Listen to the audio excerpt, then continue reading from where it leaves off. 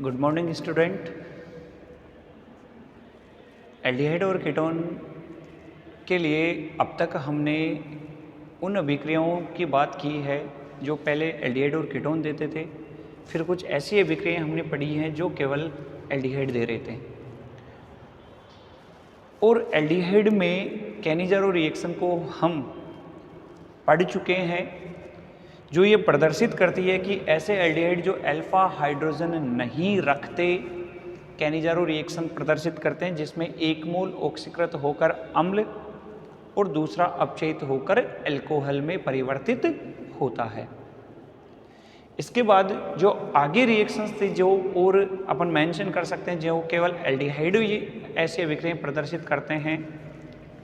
तो नेक्स्ट अभिक्रिया है, जो भी नंबर है अपन मेंशन करेंगे वो मेंशन कर सकते हैं। तो नेक्स्ट रिएक्शन है हमारी टीसेंको रिएक्शन, टीसेंको अभिक्रिया। टीसेंजो रिएक्शन इसको मेंशन कर सकते हैं, इंग्लिश में टीसेंजो रिएक्शंस कहते हैं। अब टीसेंको अभिक्रिया है क्या? हम कहते हैं कि टीसेंको अभिक्रिया में किसी भी प्रकार के 2 मोल एल्डिहाइड के, लेकिन ध्यान रखना है एल्डिहाइड समान होना चाहिए। किसी भी प्रकार का मतलब यहाँ पे वो अल्फा हाइड्रोजन कंटेनिंग हो भी सकता है और नहीं भी हो सकता। यहाँ पे किसी भी प्रकार से रिलेटेड मतलब अल्फा हाइड्रोजन मेंटेन वो कर भी सकता है और नहीं भी कर सकता, हम उसको डिस्कस नहीं करते हैं। हम ये कहते हैं कि किसी भी प्रकार के 2 एल्डिहाइड मॉलिक्यूल जो समान है, निर्जल ZnCl2 की उपस्थिति या निर्जल AlCl3 की उपस्थिति मतलब लुईस अम्ल की उपस्थिति में व ट्राई एल्कोक्साइड एल्यूमिनियम की उपस्थिति में अभिकृत होते हैं और दुगनी संख्या में कार्बन युक्त एस्टर का निर्माण वो करते हैं। वापस से एक बार रिपीट कर रहा हूँ, टीसेंको अभिक्रिया क्या है कि इस अभिक्रिया में किसी भी प्रकार के 2 एल्डिहाइड लुईस अम्ल तथा ट्राई एल्कोक्साइड एल्यूमिनियम की उपस्थिति में अभिकृत होते हैं और अभिकृत होकर दुगनी कार्बन संख्या युक्त एस्टर का निर्माण वो करते हैं। टीसेंको अभिक्रिया कहलाती है। जैसे हम बात करते हैं CH3CHO प्लस CH3CHO, किसकी उपस्थिति में अभिक्रिया संपन्न करवा रहे हैं? लुईस अम्ल AlCl3 जिसको हम निर्जल AlCl3 कह सकते हैं तथा ट्राई एल्कोक्साइड एल्यूमिनियम RO या OR का whole thrice aluminium, tri alkoxide aluminium की उपस्थिति में अभिक्रिया संपन्न होती है। अभिक्रिया संपन्न होकर ये कन्वर्ट हो जाता है CH3 C double bond O CH3। Check करो देखें, नहीं एक कार्बन अहेड आ रहा है, एक कार्बन अहेड आएगा और ये कार्बन अहेड कहाँ गया? देखो एक बार हम इसको वापस से चेक करते हैं। दुगने देखो रिएक्टेंट में कितने कार्बन नजर आ रहे हैं आपको? 4, 2 + 2 4 नजर आ रहे हैं, 4 नजर आ रहे हैं। तो 4 वाला अपन को प्रोडक्ट बनाना है, तो इसको हम कैसे लिख सकते हैं? CH3 C double bond O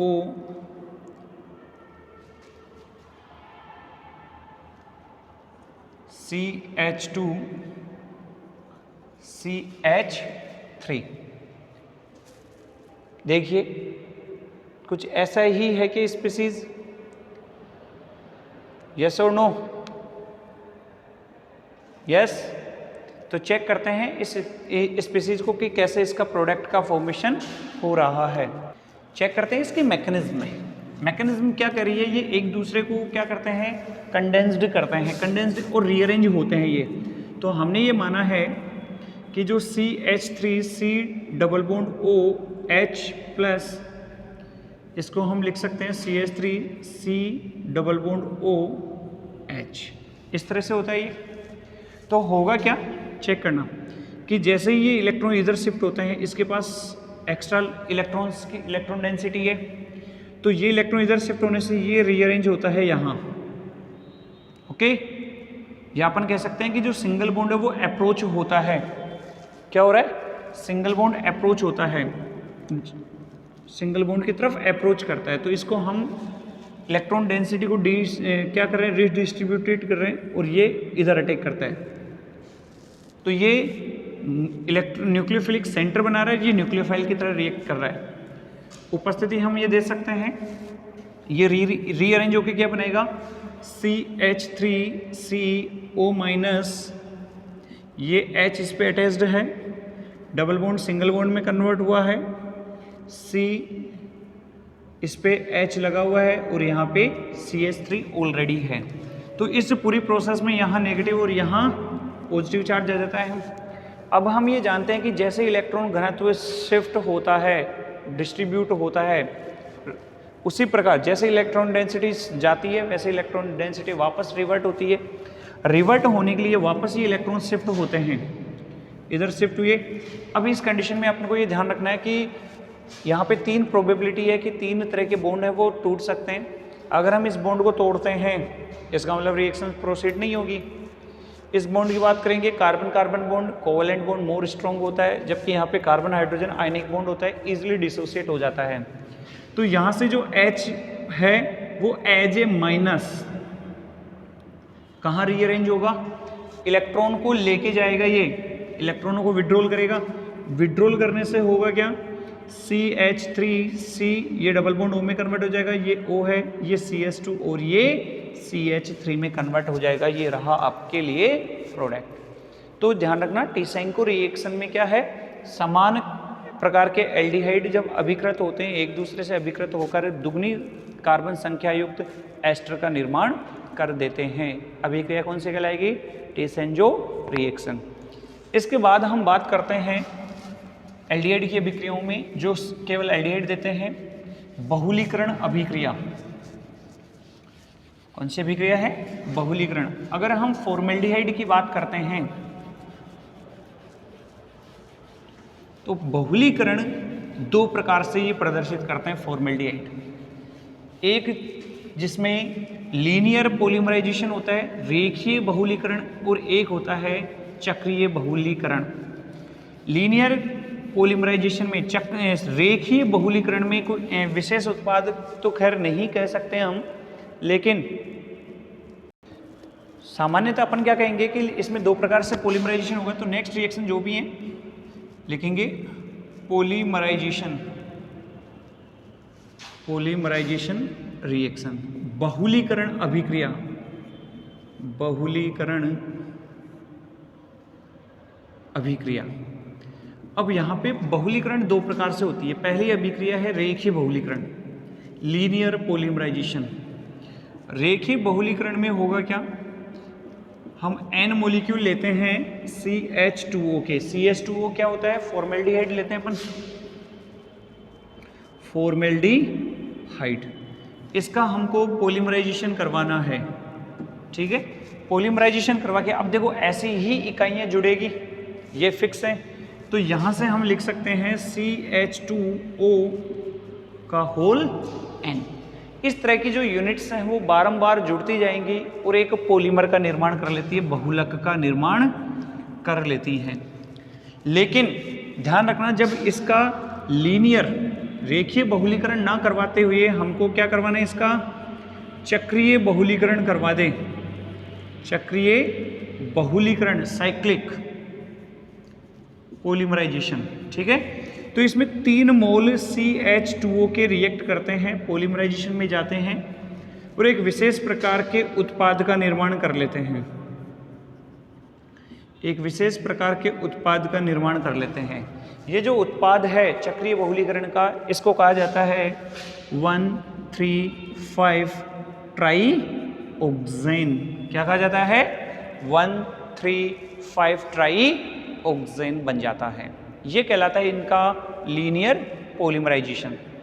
अब बात अगर अपन करते हैं इसके 6 मॉलिक्यूल्स की बात अगर करें, यहाँ तो अपन ने N मॉलिक्यूल्स की बात कर ली, लेकिन ध्यान रखना कि अगर हम इनके 6 मॉलिक्यूल्स की रिएक्शन, पॉलीमराइजेशन के अलावा अपन रिएक्शंस मेंशन कर सकते हैं। पर्टिकुलर हम अगर कैल्शियम हाइड्रोक्साइड के साथ अगर इस अभिक्रिया को प्रोसीड करवाएं तो यहाँ पे एक विशेष प्रकार का उत्पाद बनता है।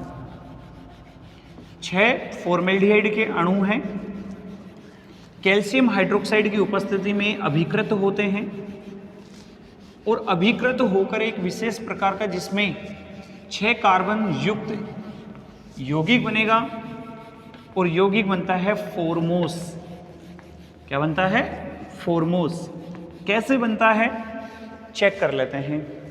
नाम के स्ट्रक्चर कैसे, तो 6 मोल HCHO मॉलिक्यूल है, CaOH का होल ट्वाइस की उपस्थिति में ये रिएक्शन प्रोसीड करेगा और बनाएगा CH2 CH CH CH CH and CHO, OH OH OH OH and OH।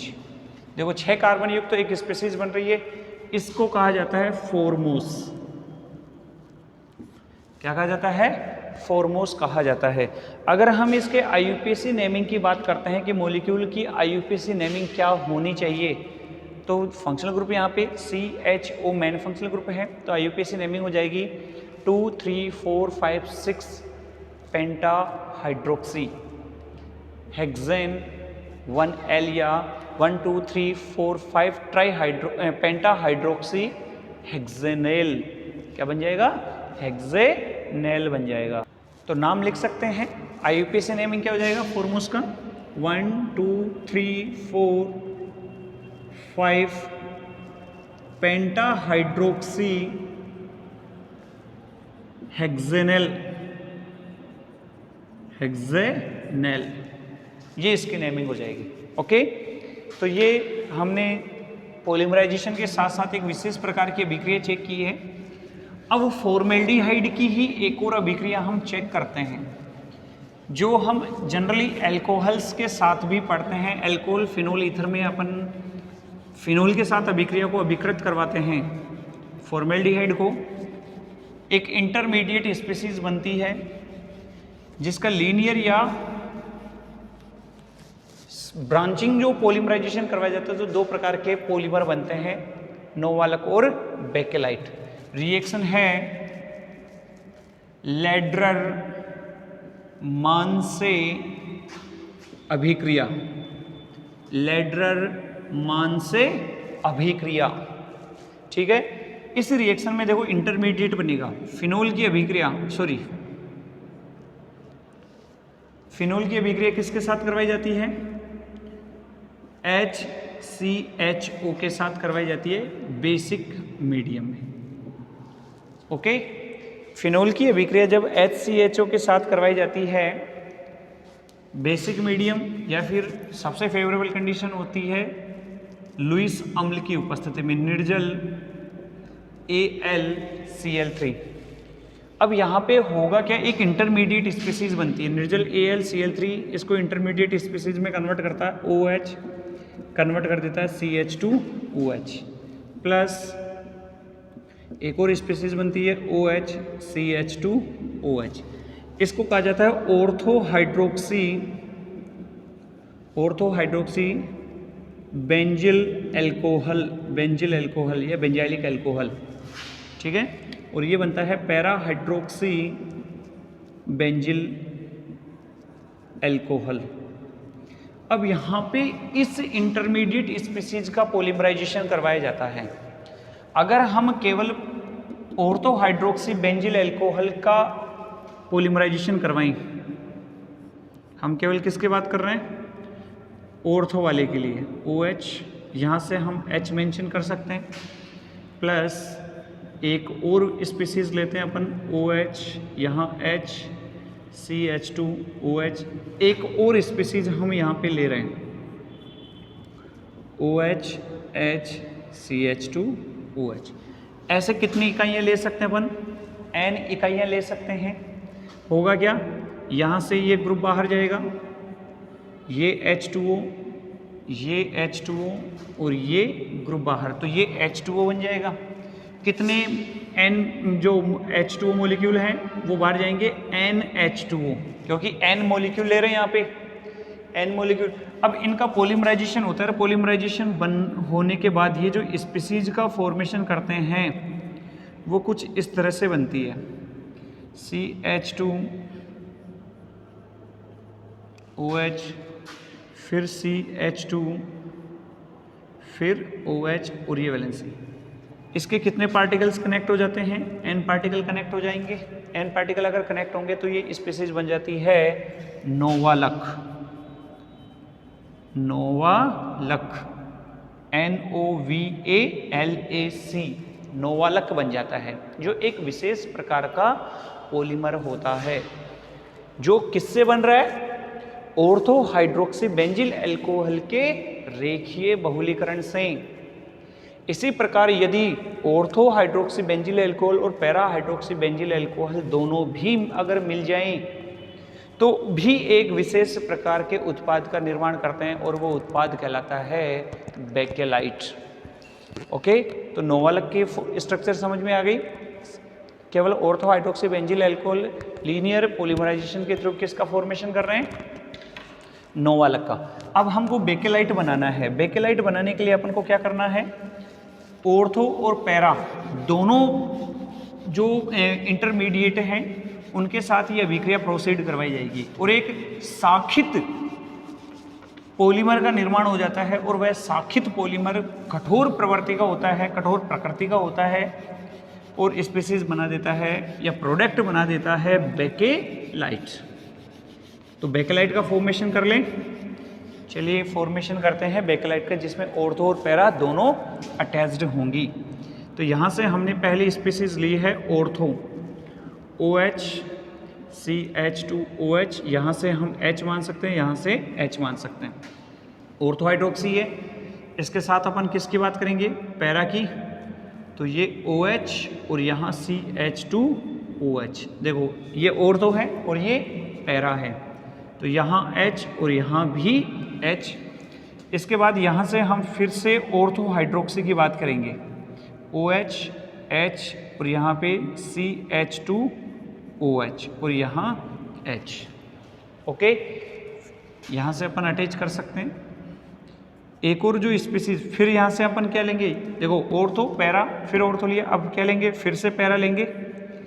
तो पैरा के लिए हम ये कह सकते हैं OH H, यहाँ से हम H CH2OH। इसके कितने पार्टिकल्स हैं? N पार्टिकल ले ले। N पार्टिकल लेंगे तो ये बॉन्ड डिसोसिएट होता है, ये बॉन्ड डिसोसिएट होता है, ये बॉन्ड डिसोसिएट होता है, ये बॉन्ड डिसोसिएट होता है। और साथ में देखो एक H2O ये रहा, दूसरा ये रहा, तीसरा ये रहा और चौथा ये रहा। इस तरह से बहुत सारे जल के अणुओं का निष्कासन हो सकता है। तो कितने पार्टिकल्स निकल सकते हैं? NH2O। N पार्टिकल ले रहे हैं, N मॉलिक्यूल ले रहे हैं अपन पॉलीमराइजेशन में। तो यहाँ से जो स्पीसीज बन रही है, बेकेलाइट बन रहा है, कठोर प्रकृति का होता है। OH ये वैलेंसी अपन ने फ्री कर दी है, CH2OH ये वैलेंसी फ्री हो गई, ये कनेक्ट है CH2 के साथ, यहाँ पे OH ग्रुप मेंशन है, ये वैलेंसी फ्री हो गई। फिर जुड़ा हुआ है CH2 के साथ, ये भी CH2 के साथ जुड़ा हुआ है, इसके साथ जुड़ेगा और ये फ्री वैलेंसी है। ये जो स्पीसीज बन रही है ये कहलाती है बेकेलाइट। क्या कहलाएगी?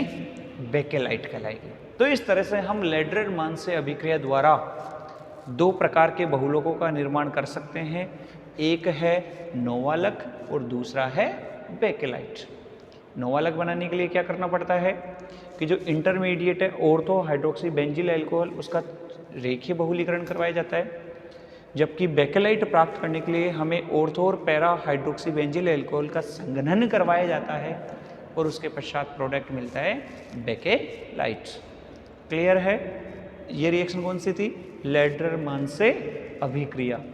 क्लियर है? तो यहाँ तक कि हमने वे अभिक्रियाएं पढ़ी हैं जो केवल एल्डिहाइड प्रदर्शित करते हैं। अब इस यूनिट का जो पार्ट है जिसमें हम एल्डिहाइड की अभिक्रियाएं पढ़ चुके हैं, अब केवल वे अभिक्रियाएं पढ़ेंगे जिनमें केवल कीटोन्स रिएक्शन प्रोसीड करेंगे।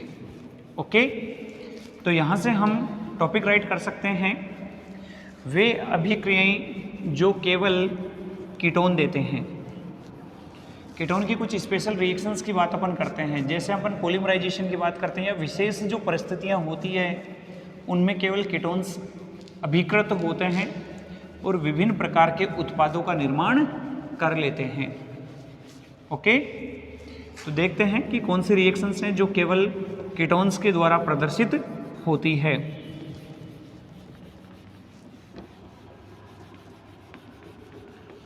तो टॉपिक क्या होगा? वे अभिक्रियाएं जो केवल कीटोन देते हैं। तो चलिए कौन कौन सी अभिक्रियाएं हैं देख लेते हैं जो केवल कीटोन्स के द्वारा प्रदर्शित होती हैं। वे अभिक्रियाएं जो केवल कीटोन देते हैं, कीटोन देते हैं। तो इसमें अगर हम सबसे पहली अभिक्रिया की बात करते हैं तो वो होती है सोडामाइड के साथ अभिक्रिया। रिएक्शन विद NaNH2 सोडामाइड के साथ अभिक्रिया है।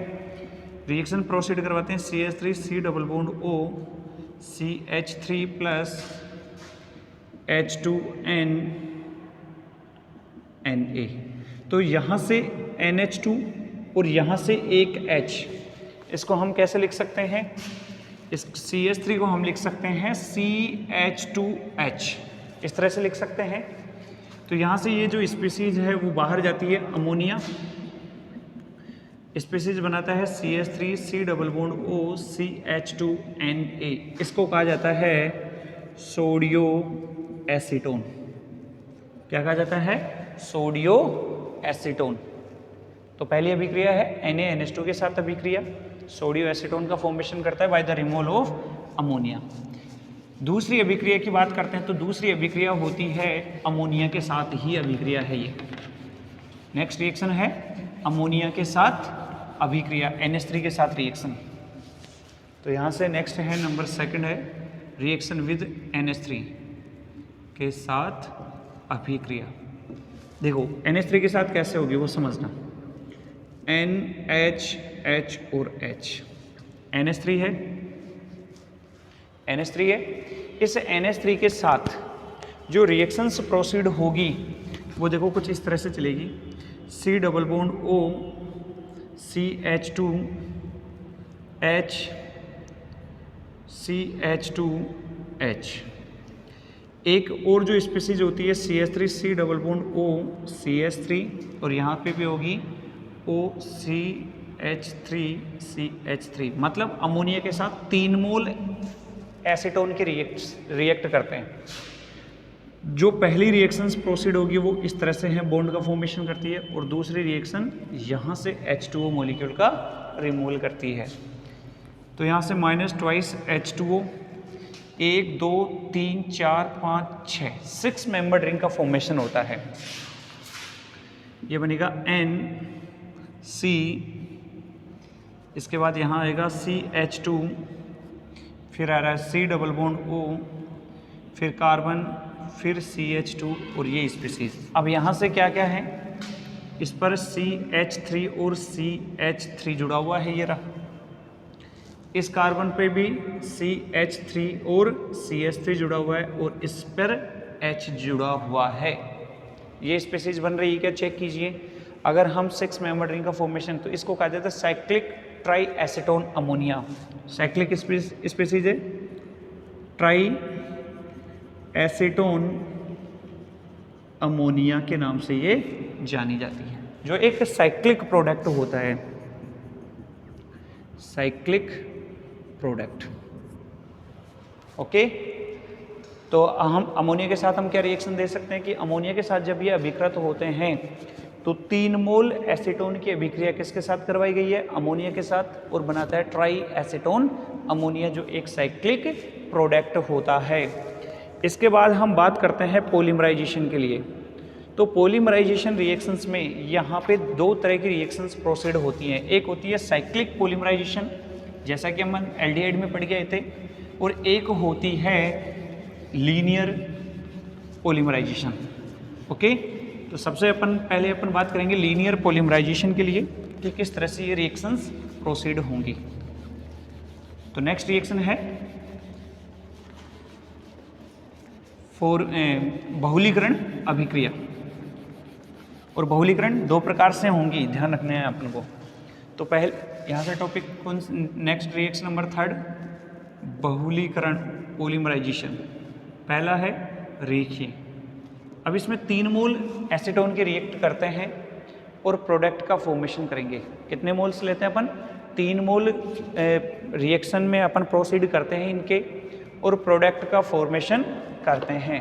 प्रोडक्ट बनेंगे अपने पास, फोरोन टाइप के कुछ प्रोडक्ट्स बनते हैं। तो रिएक्शन क्या है उसको चेक कीजिए एक बार। हम यहाँ से मेंशन करेंगे कुछ विशेष कंडीशंस को हम फॉलो अप करेंगे। वो है CH3 C double bond O CH3 plus H2CH C double bond O CH2। देखो CH3 C double bond CH3 plus एक और मोल आ रहा है O double bond C CH3। तो एक मोल वाटर यहाँ से एलिमिनेट होता है, एक मोल वाटर यहाँ से एलिमिनेट होता है, -2 H2O। प्रोडक्ट बनेगा CH3 double bond CH C double bond O CH double bond C CH3। ये जो स्पीसीज है इस स्पीसीज को कहा जाता है फोरोन। फोरोन। तो ONE कीटोन्स आ रहा है, IUPAC नेमिंग हम दे सकते हैं। तो ये है जो लीनियर पॉलीमराइजेशन की बात की जाती है, IUPAC नेमिंग हम दे सकते हैं इस स्पीसीज के लिए, कोई ऐसी बड़ी प्रॉब्लम नहीं है, IUPAC नेम दे सकते हैं। अब बात करते हैं साइक्लिक पॉलीमराइजेशन। ये तो रेखीय पॉलीमराइजेशन था कि 3 अणु हैं वो किस तरह से रिएक्ट कर रहे हैं, रिएक्ट करते हैं साइक्लिक सीधी श्रृंखला में ये अभिक्रिया करते हैं और फोरोन का निर्माण करते हैं। IUPAC नेमिंग हम इसका लिख सकते हैं, कोई प्रॉब्लम नहीं आती। अब बात करते हैं चक्रीय बहुलीकरण के लिए। चक्रीय बहुलीकरण में ये एक विशेष एरोमेटिक यौगिक का निर्माण कर लेते हैं, विशेष एरोमेटिक, जिसका जनरल नेम हम दे सकते हैं। तो देखिए रिएक्शन कैसे होगी। रिएक्शन होती है CH3 C double bond O CH3। Okay, फिर है C double bond O CH3 CH3। Okay, तीसरी रिएक्शन होती है, तीसरा मॉलिक्यूल होता है CH3 C double bond O CH3। इस तरह से ये रिएक्शंस प्रोसीड होंगे। तो देखिए यहाँ पे 3 मोल लिए अपन ने cyclic, CH3 C double bond O CH3 CH3 C double bond O CH3 CH3 C double bond O CH3। एक वाटर मॉलिक्यूल यहाँ से, दूसरा और तीसरा। बचे कितने आइटम से चेक करना, यहाँ से काउंट करता हूँ 1 2 3 4 5 6 मेंबर रिंग का फॉर्मेशन हो रहा है। तो देखो ये कार्बन और ये कार्बन, इसके बीच में 2 बॉन्ड डिसोसिएट हो रहे हैं। तो ये मैंने रखा कार्बन और ये, पहले तो 6 मेंबर रिंग का फॉर्मेशन देखो, C CH C CH C CH की फॉर्म में। तो C CH फिर C CH, इस तरह से एक डबल बॉन्ड यहाँ बन रहा है, ये रहा, फिर एक बॉन्ड छोड़ना है, फिर दूसरा बॉन्ड ये रहा, फिर एक बॉन्ड छोड़ना है, फिर तीसरा डबल बॉन्ड ये रहा। अब जो केवल कार्बन अपन ने रखा है, C रखा है, वहाँ पे कौन सा ग्रुप जुड़ा हुआ है, CH3 है। तो ये रखा अपन ने CH3 और CH3। देखो हम इसको ऐसे लिख सकते हैं क्या,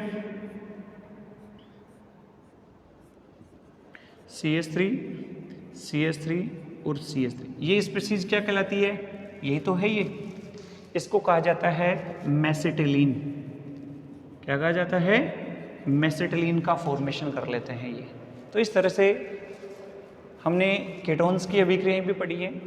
यहाँ हमारा ये जो यूनिट है, यूनिट नंबर 3, वो कंप्लीट होती है, जिनमें एल्डिहाइड और कीटोन्स को हम क्लासिफाइड करते हैं preparation method, physical as well as chemical properties के साथ। तो जब नेक्स्ट वीडियो में हम मिलेंगे तो एक नई यूनिट के साथ मिलेंगे। तब तक आप इनकी प्रैक्टिस कीजिए और हो सके तो तो एग्ज़ाम में आने वाले जो मोस्ट फेवरेबल क्वेश्चंस हैं उनको भी आप चेक करोगे। Okay, thank you.